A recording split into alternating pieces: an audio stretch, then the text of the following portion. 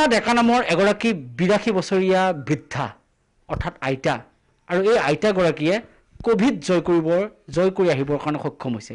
আৰু মোৰ সহযোগী ভিডিঅ' জাৰ্নেলিষ্ট গিৰি ৰাভাক মই পুনে এই আইতাগৰাকীক দেখুৱাবৰ কাৰণে অনুৰোধ কৰিছোঁ আৰু এয়া গিৰি ৰাভাই দেখুৱাইছে তেখেতৰ ঘৰ হৈছে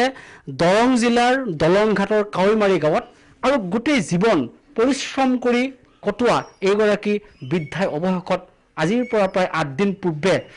কোভিডত আক্ৰান্ত হৈছিল তাৰ পাছতে কিন্তু গুৱাহাটী মেডিকেল কলেজ হাস্পতালত তেখেতক ততাতৈয়াকৈ ভৰ্তি কৰোৱা হয় তাৰ পাছতে কিন্তু চিকিৎসাৰ অন্তত এই কোভিডক জয় কৰি আহিবৰ কাৰণে সক্ষম হৈছে নিজৰ সেই উপজা ঘৰখনলৈকে নিজৰ ঘৰখনলৈকে এতিয়া শুশ্ৰূষাত ব্যস্ত হৈ পৰিছে তেখেতৰ পুত্ৰ আৰু কন্যাই মই পুনে কন্যাৰ পৰা কিছু কথা জানিবৰ কাৰণে চেষ্টা কৰিম যে গুৱাহাটী মেডিকেল কলেজ হাস্পতালখনৰ তৰফৰ পৰা কেনে ধৰণৰ সহযোগিতা পাইছিল বিশেষকৈ চিকিৎসাৰ ক্ষেত্ৰত আৰু তেখেতে কি কৰিছিল বা কি এতিয়া ইতিমধ্যে তেখেতক কৰিবলৈ দিছে মই সমগ্ৰ কথা জানিবৰ কাৰণে চেষ্টা কৰিম কেনে ধৰণৰ সহযোগিতা পাইছিল চিকিৎসাকালত গুৱাহাটী মেডিকেল কলেজ হাস্পতালত বা কেনেকৈ তেখেতে আজি এই পৰ্যায়লৈকে আহিবৰ কাৰণে সক্ষম হৈছে হয় নমস্কাৰ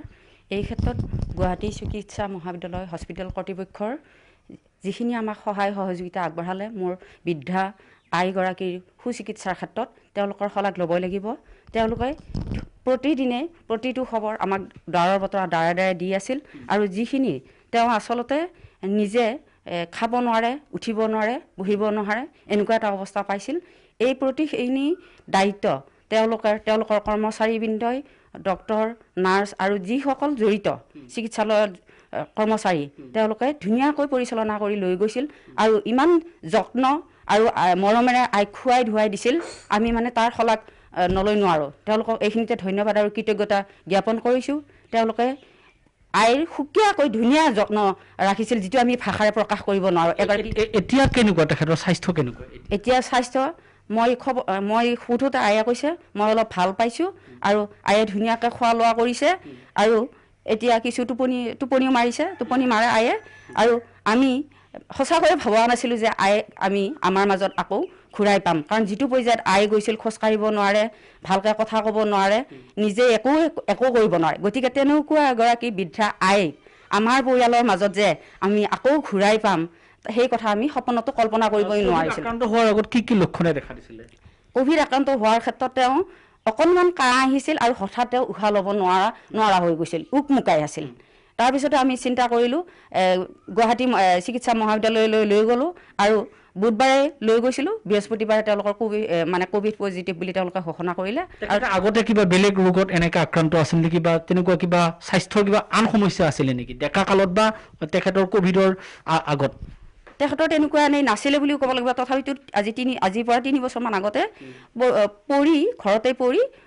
ঘৰৰ ভিতৰতে মজিয়াত পৰি ভৰি এখন ভাগি গৈছিল কিন্তু সেই তথাপিতো ধুনীয়াকৈ তেওঁ চলা ফিৰা কৰিব পাৰিছিল নিজে শৌচ পেচাব কৰিব পাৰিছিল তেনেকুৱা সেইখিনি তেওঁ নিজৰখিনি অন্তত কৰিব পাৰিছিল